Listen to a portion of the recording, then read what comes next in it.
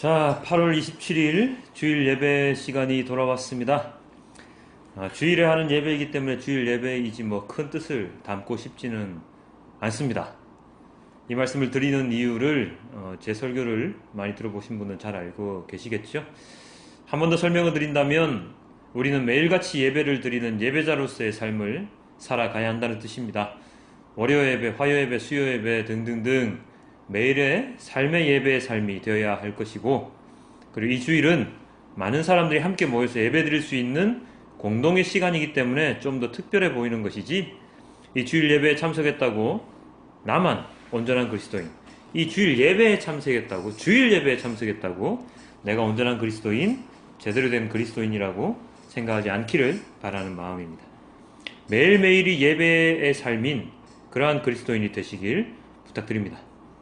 그렇게 될 때에 우리는 오늘 본문의 말씀처럼 될 수 있을 것입니다. 오늘 본문 가운데 우리가 핵심적으로 짚고 넘어가야 하는 말씀, 제가 오늘 가장 중요하다고 생각했던 말씀이 바로 오늘 제목의 말씀인데요. 바로 다음 구절입니다. 로마서 12장 2절 이렇게 되어 있죠. 여러분은 이 시대의 풍조를 본받지 말고 마음을 새롭게 함으로 변화를 받아서 하나님의 선하시고 기뻐하시고 완전하신 뜻이 무엇인지를 분별하도록 하십시오. 그렇습니다. 우리는 그리스도인은 하나님의 선하시고 기뻐하시고 완전하신 뜻이 무엇인지를 분별해야 합니다. 그런데 그렇게 분별하기 위해서는 먼저 마음을 새롭게 함으로 변화를 받아야 합니다. 마음이 새롭게 되지 않은 상태에서는 변화할 수도 없을 뿐더러 깨끗한 옷을 입지 않은 상태에서 내가 깨끗해지길 바라는 말도 안 되는 상상의 나래를 펼치는 몽상가가 될 뿐이지요. 그렇기에 하나님의 뜻을 알기 위해서는, 분별하기 위해서는 마음을 새롭게 함으로써 변화되어야 합니다. 그런데 그렇게 마음을 새롭게 하기 위해서 또 선행되어야 하는 것이 있는데요. 방금 읽은 그 구절에 무엇이라고 되어 있습니까? 바로 이 시대의 풍조를 본받지 말아야 합니다. 이 시대의 풍조를 본받지 말라는 뜻은 무엇입니까? 이 시대에 나를 맡기지 말라는 뜻입니다. 그것도 무슨 뜻입니까? 이 시대가 말하는 바대로 살아가지 말라는 그러한 뜻이지요. 자, 이 시대가 원하는 아주 좋은 인간상은 무엇일까요? 정의로운 사람입니까? 착한 사람입니까? 행복한 사람입니까? 아니, 어떤 사람입니까? 이 시대가 원하는 인간상은 바로 성공하는 삶입니다. 어디에서 성공하든 성공하는 삶을 원하지요. 성공! 이 성공은 그렇다면 어떤 것입니까? 눈에 보이는 성공입니다. 어떤 것들이죠? 많은 돈을 버는 것, 좋은 환경에서 사는 것, 남들보다 위에 올라가는 것, 더 많은 것들이 있지만 바로 이러한 것들이 이 세상에서의 성공이라고 말을 합니다. 재능을 열심히 펼쳐서 성공할 수도 있습니다. 근데 재능을 열심히 펼쳤는데 성공했다고 하는 그 기준을 어디에 둡니까? 돈을 많이 버는 것, 권력의 자리에 앉는 것, 그런 것 등의 기준을 두지요. 많은 목회자들이 설교할 때에도 그런 면이 보입니다. 어떤 것입니까? 어떤 집사님이 기도를 하면서 드는 생각들을 기록해서 그대로 했더니 성공한 기업가가 되었더라. 어떤 권사님이 자기가 가진 재산을 다 교회에 헌금했더니 자녀들이 좋은 대학에 갔다더라. 어떤 장로님이 예배에 꼬박꼬박 참석했더니 승진했다더라. 자녀가 잘 되었다더라. 등등등등 아주 많지요. 모든 기준이 세상에서의 성공이 되어버렸고 하나님의 말씀 또한 그것을 이용해서 세상에서 잘 살기 위한, 성공하기 위한, 세상의 성공을 위한 지침서처럼 되어버렸습니다. 행복이요? 세상에서의 행복이요? 그것 또한 이 세상이 바라는 요건을 충족시키지 못하면 그리 오래 가지 못하죠. 그렇습니다. 세상이 바라는 대로 되기 위해서 사람들이 자신의 모든 노력과 시간을 다 할애하지만 그런 세상에서의 성공은 그리 많은 이들에게 허락되지 않습니다. 하지만 세상은 무엇이라고 대답합니까? 당신이 그 성공의 주인공이 될 수 있어요. 이 좋은 것들을 가질 수 있어요. 이렇게 좋은 환경에서 살 수 있어요. 하면서 수많은 감언이설로 그들을 더욱 일하는 일벌레, 돈벌레로 만들어 놓지는 않았습니까? 그렇기 때문에 이러한 세상의 풍조, 문화를 당당히 거부하지 못하면 그는 마음을 새롭게 하기 힘듭니다. 세상의 풍조, 문화에 따르지 않는 삶을 살게 될 때에 그는 마음이 새로워질 수 있습니다. 물론 한순간에 그렇게 새로워질 수는 없지요. 매일같이 조금씩이라도 세상의 소리를 줄이면서 마음을 돌릴 수 있도록 노력을 하면 그의 삶은 언젠가는 눈에 띄게 변화되어 있는 그러한 모습이 되리라고 확신을 합니다. 그렇게 되었을 때에 세상의 풍조에 따르지 않고 마음을 새롭게 하여 변화가 될 때에 우리는 하나님의 뜻, 선하시고 기뻐하시고 완전하신 그 뜻을 분별할 수 있게 됩니다. 그리고 그런 사람이 바로 온전한 예배자로서 우뚝 설 수가 있지요. 어떤 사람이 그렇게 될 수가 있겠습니까? 바로 1절에 로마서 12장 1절에 이렇게 나와 있습니다. 여러분의 몸을 하나님께서 기뻐하실 거룩한 산제물로 드리십시오. 이것이 여러분이 드릴 합당한 예배입니다. 그렇지요. 이런 사람이 하나님께서 찾으시는 사람입니다. 예배자란 교회에 출석하여서 프로그램처럼 되어버린 예배 시간에 그 장소에 머무는 것이 아니라 예배자란 우리의 모든 것을 하나님께 온전히 드리는 것, 그것이 예배이고 그러한 예배를 드리는 자가 온전한 예배자입니다. 서두에 제가 처음 말씀드렸던 것과 좀 일맥상통하지요. 주일에만 나와서 예배드리는 것 기억나십니까? 자, 이렇게 로마서 12장 1절, 2절 이 두 구절을 메시지 성경은 어떻게 번역되어 있는지 살펴보면 이렇게 번역이 되어 있더라고요. 그러므로 나는 이제 여러분이 이렇게 살기를 바랍니다. 하나님께서 여러분을 도우실 것입니다. 여러분의 매일의 삶, 일상의 삶, 자고 먹고 일하고 노는 모든 삶을 하나님께 헌물로 드리십시오. 하나님께서 여러분을 위해 하시는 일을 받아들이는 것이 바로 여러분이 그분을 위해 할 수 있는 최선의 일입니다. 문화에 너무 잘 순응하여 아무 생각 없이 동화되어 버리는 일이 없도록 하십시오. 대신에 여러분은 하나님께 시선을 고정하십시오. 그러면 속에서부터 변화가 일어날 것입니다. 그분께서 여러분에게 바라시는 것을 흔쾌히 인정하고 조금도 머뭇거리지 말고 거기에 응하십시오.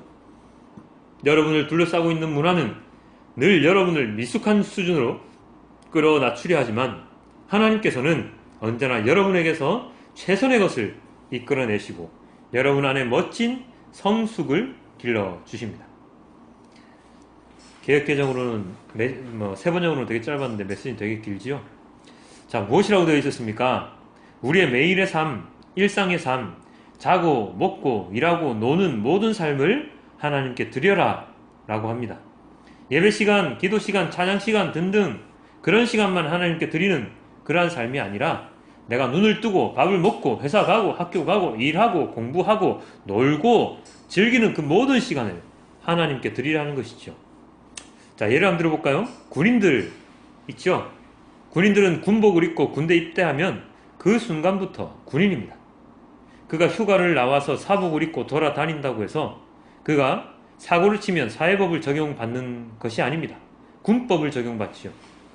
그래서 경찰서, 유치장, 교도소로 가는 것이 아니라 그는 군 헌병대에 인계되어서 군의 영창, 교도소에 갇히게 되는 것입니다.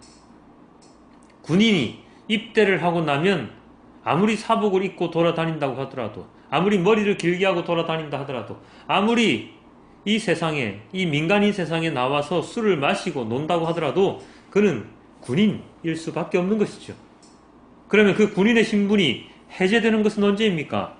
바로 제대할 때 완전하게 그 명령권자 앞에서 신고를 하고 군의 영 밖으로 위병소를 지날 때 그는 민간인이 되는 것입니다.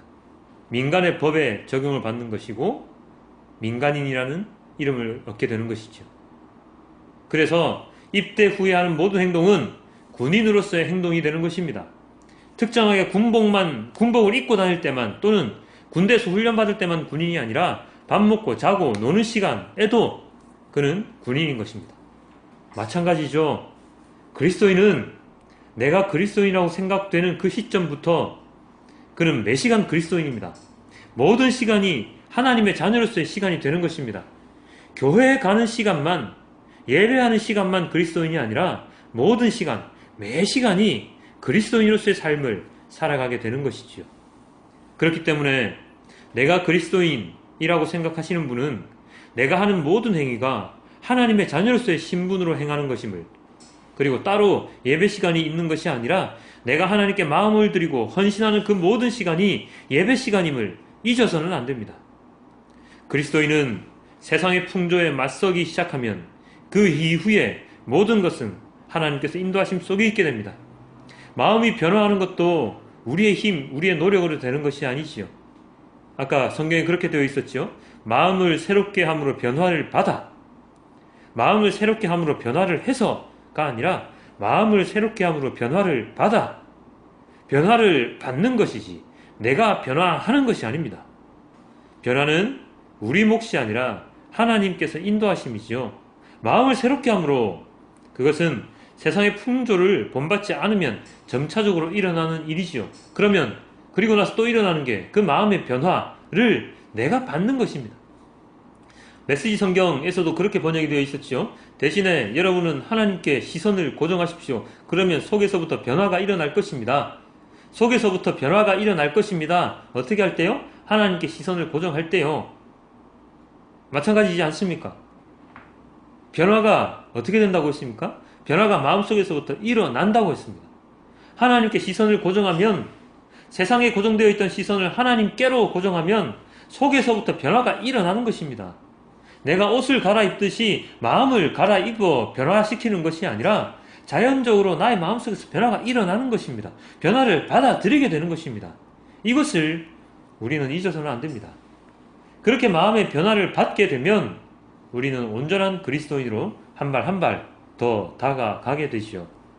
그리고 하나님의 뜻을, 선하시고 기뻐하시고 완전하신 뜻을 점차적으로 분별할 수 있는 지혜와 용기를 가지게 됩니다.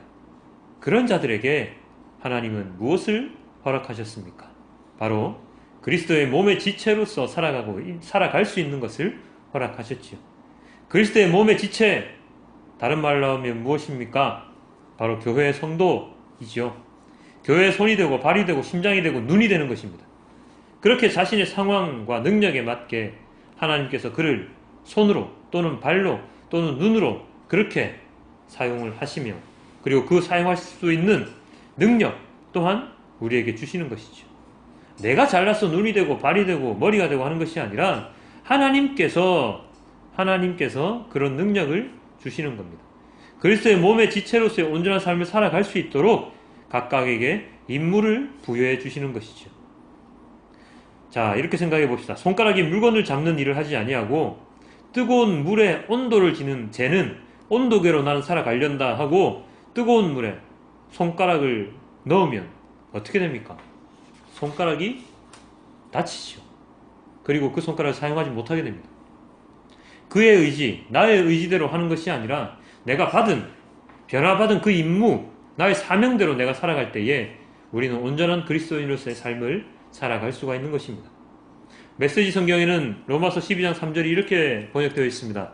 우리는 그리스도의 몸 안에서 빼어난 모양과 탁월한 기능을 부여받은 부분들로 지음받았습니다. 그러므로 우리는 지음받은 본연의 모습대로 살아가야 합니다. 시기심이나 교만한 마음을 품고서 다른 사람들과 자신을 비교해서는 안 됩니다. 자기가 아닌 다른 무엇이 되려고 애쓰지 마십시오.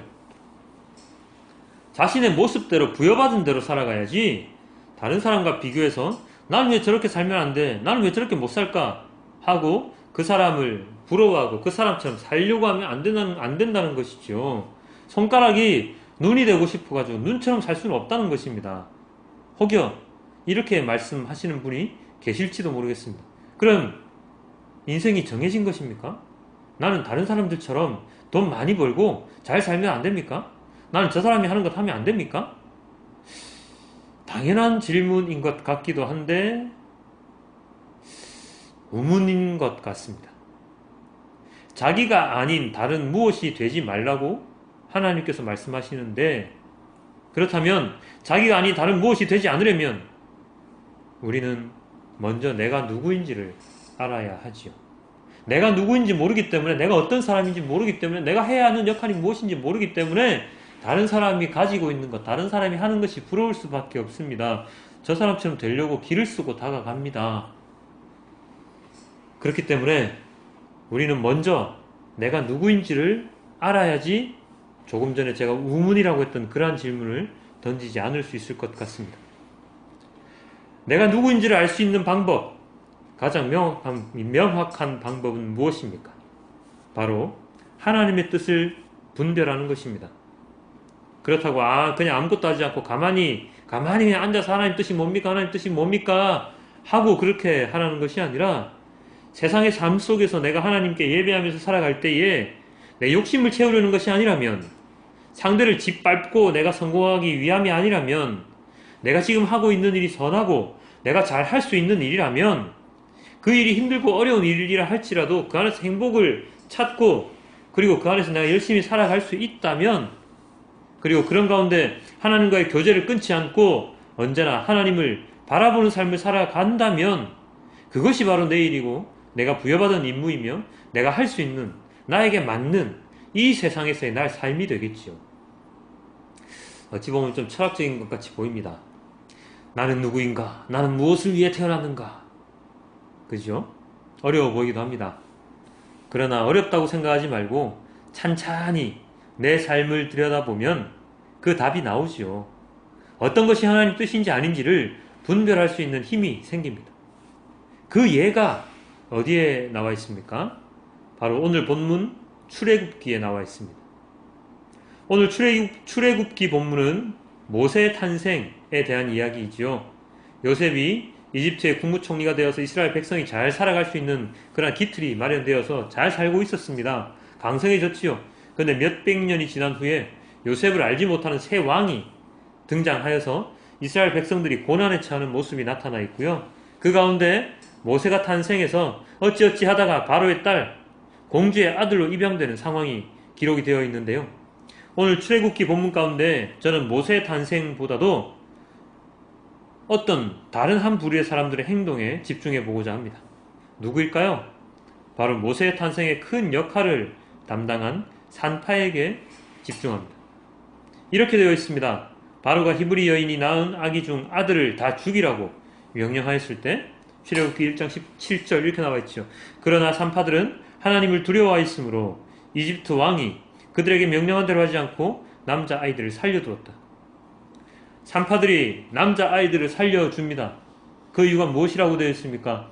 바로 하나님을 두려워했기 때문입니다. 이스라엘 백성이 섬기는 하나님을 산파들은 알고 있었고 그리고 하나님을 두려워했습니다. 그래서 그들은 인간의 왕인 바로의 말을 듣지 아니하고 하나님의 백성들을 살려주는 역할을 하게 되지요.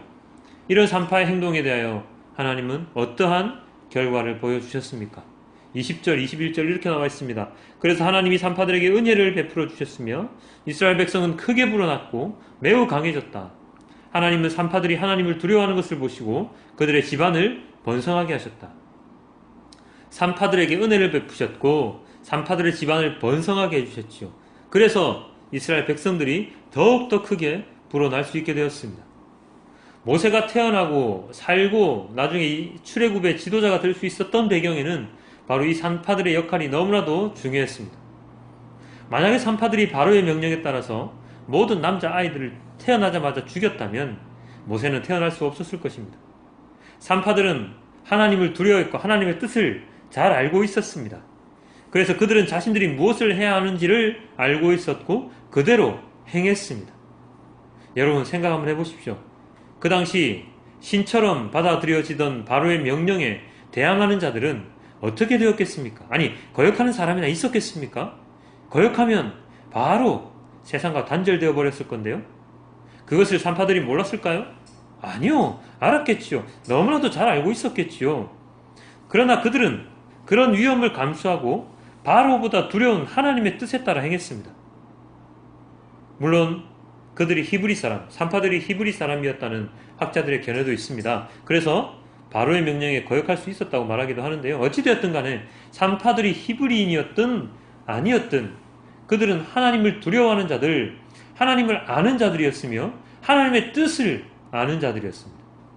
그래서 그들은 그들이 행해야 하는 근본적인 자기들의 사명을 행했습니다. 산파의 가장 중요한 일이 무엇입니까?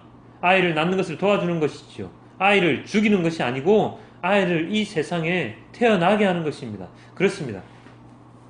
그들이 맡은 바 생명 탄생의 그 순간을 위한 그들의 사명을 그들은 온전히 감당했고 그의 역행하는 일에 대해서는 저항했습니다.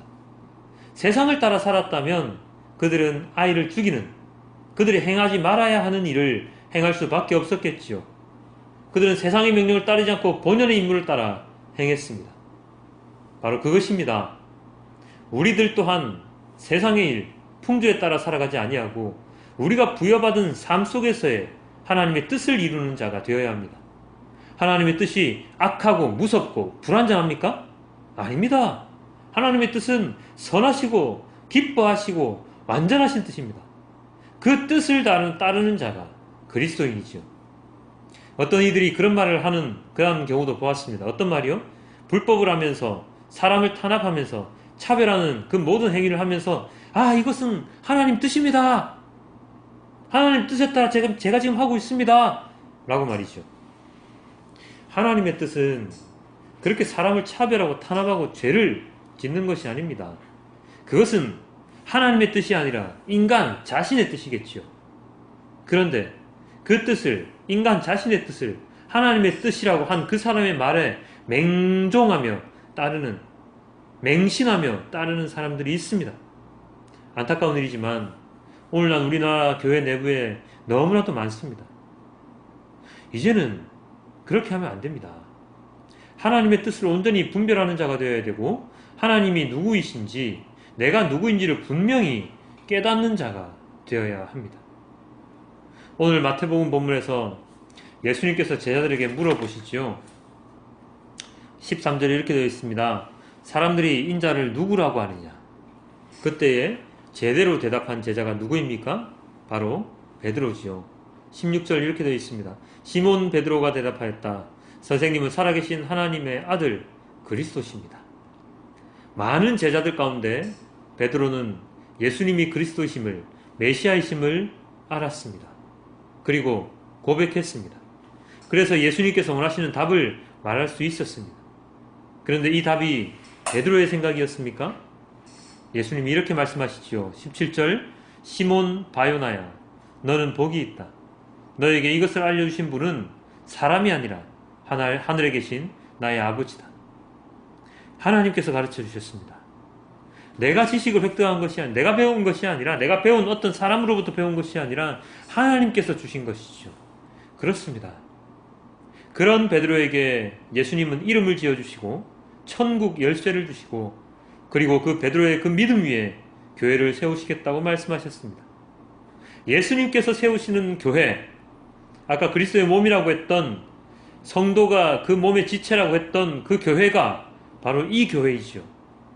하나님의 뜻을 온전히 깨닫고 그 깨달음 가운데 받은 믿음을 굳건히 세울 수 있는, 그래서 그 위에 그리스도의 지체들이 함께 살아갈 수 있는 공동체, 그것이 바로 교회입니다.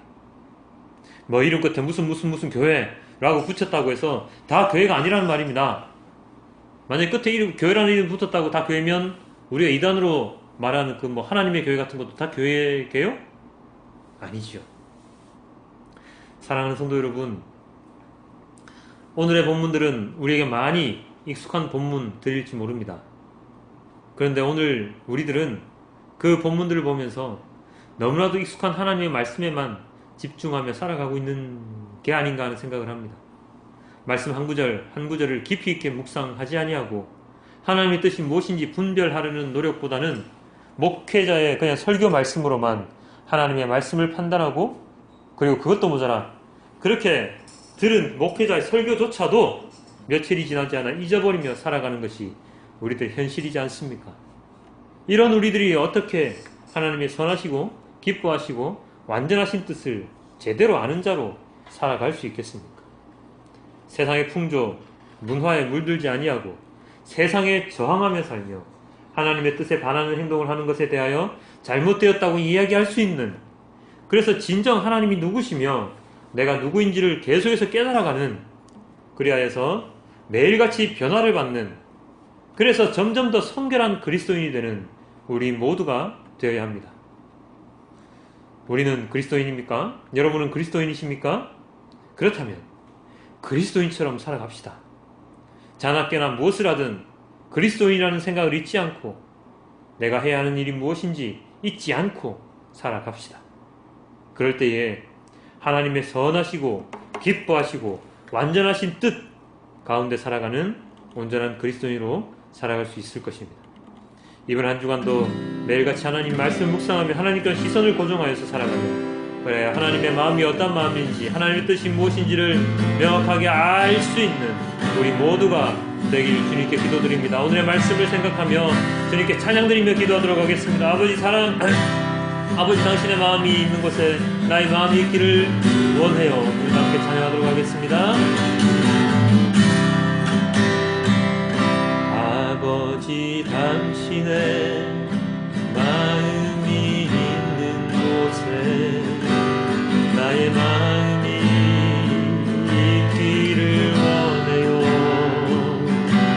아버지 당신의 눈물이 고인 곳에 나의 눈물이 고이길 원해요.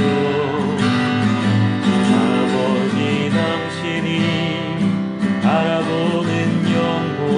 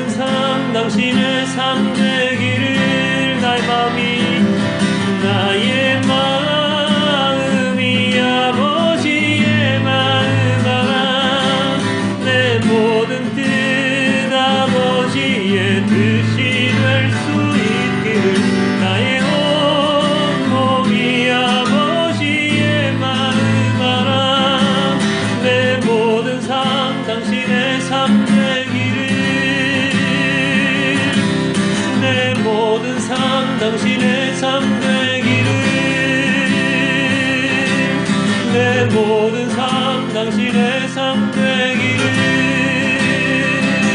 우리 함께 주님께 오늘의 말씀을 기억하며 묵상하며 주님께